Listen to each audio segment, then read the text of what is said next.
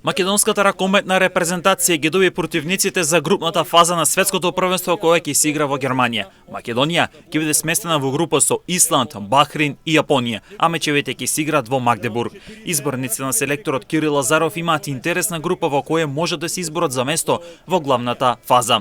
Од 4 репрезентации во групата 3 поминуваат во главната фаза, а пак последно пласираната репрезентација од групата ќе игра во претседателскиот куп.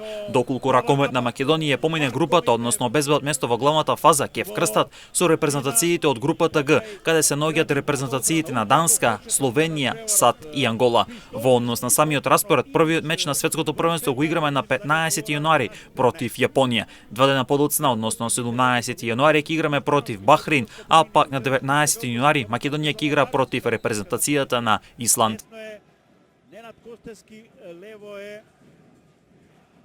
Петар Атанасиевич на голот